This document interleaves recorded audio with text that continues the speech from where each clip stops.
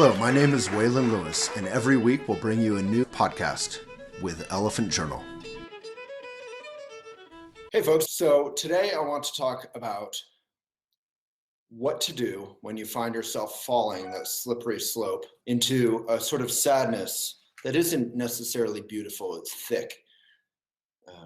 It's almost depressed. And I'm not talking about clinical depression, of course, but everyday depression, which all human beings go through. And in Buddhism, there's a lot of teachings about how to deal with depression. So often we might have a hard time, say on a Friday. We might feel a bit defeated. We might feel just physically and emotionally and mentally tired. And we might go to a movie or do whatever with friends or go home alone and kind of just crash. However we crash. Some people crash by going out and drinking. Some people crash by hanging out with a good friend. Some people crash by reading a book. Some people crash by watching 12 hours binging on Netflix. So however we crash, we might wake up that next morning and we might feel just brokenhearted, sad, self-pitying. This is something I go through, and I think that's the first teaching here. From a Buddhist perspective or just a human perspective, this is something we all go through. Doesn't matter how much it looks like your life is together, how happy you look. You know how when you're lonely, you've just broken up with someone, maybe you see a beautiful, happy couple and they seem particularly beautiful and particularly happy. And you just say, oh, why does everyone else have it together except for me? So that's the first thing to remember, is to come back and say, oh, all human beings go through sadness, through loneliness, and even everyday depression. And these are, okay, this is part of being alive. It's not just you. You're not the problem. On the other hand, totally the opposite advice. It's good to take some responsibility.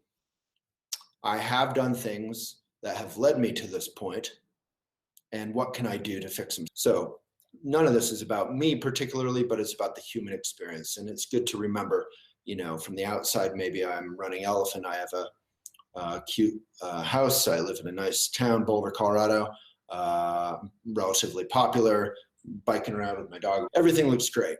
But from the inside, I just feel like, you know, one of those Beatles songs about the lonely man on the hill. So everyone goes through it. Take responsibility. What can I do? Since I've isolated myself by working so hard for so many years, hopefully to be of some benefit, what can I do? I can host little parties. I can host little vegan potlucks. I can rebuild community. So that's number two. Take responsibility, and therefore, what can I do? Number three, get offline and get present. Getting present is much easier when you're out looking at the beautiful leaves and hiking and breathing. Yoga is also very helpful. Anything that forces us to breathe. Go for a bike ride. And this is easier said than done. The funny thing is and it's not funny at all, when we get sad or depressed, the first thing we want to do is indulge that. We go to our habitual patterns, whether they're overeating or undereating or overdrinking or whatever it is. So you got to back away from the habitual patterns. Number three, get outside, get offline, ignore your phone a bit, unless it's directly interacting with friends and connecting. Maybe call your mama, speaking of direct interaction, or your daddy, or some mentor, someone who you respect and are close with. Number four is community, is just connecting. So just now, you know, kind of sad, kind of low, super lonely. I biked out with my dog, thank God for dogs, and ran into a bunch of friends and just talked and absorbed some sunshine. And suddenly I'm a different person, and all your problems are still there, but suddenly you're more over your problems instead of more under your problems. So once you can see your problems, then you can start digesting them. You can start processing them, and you can realize that they're no big deal, that nothing is solid, nothing is intractable, and everything is workable, and you can have a sense of humor and empathy, both for yourself and for others. I hope this has been helpful. Have a wonderful day.